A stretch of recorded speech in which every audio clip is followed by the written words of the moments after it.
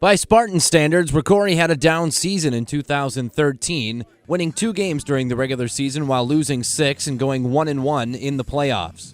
Head coach Mike Rowe says he likes the outlook for his 2014 team because they return a lot of players that took their lumps last season. You know, we return a lot of players. We were both sides of the football, 9 starters on each side. So, you know, we're very optimistic on when you have guys that have played in the Central Lakes Conference, that usually will mean we'll be a much more competitive football team. I would think our defense would be our biggest strength because it's going to be the most experience. We have the most returning starters on the defense. The Spartans bring a lot of experience back to their 2014 team, and they worked hard in the offseason in the weight room to make sure they're prepared for their 2014 campaign.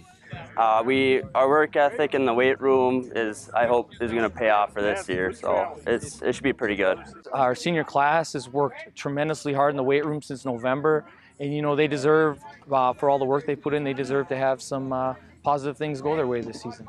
Despite the 2-6 record during the regular season, the Spartans were able to upset Little Falls 24-21 on the road in their first game of the section playoffs, a fact that head coach Mike Rowe thinks will give them some confidence going into this season. I just think it shows them, you know, we're a pretty resilient team. We thought, you know, we probably had a better team than our record stated, but the injury bug got us, and that's the break sometimes. When you're not very deep, you run into those problems. We could do it, you know, fighting adversity wasn't, I mean, it's a tough thing, but we can get over it. I mean, it really leads me to believe that. I mean, we could do good things this year.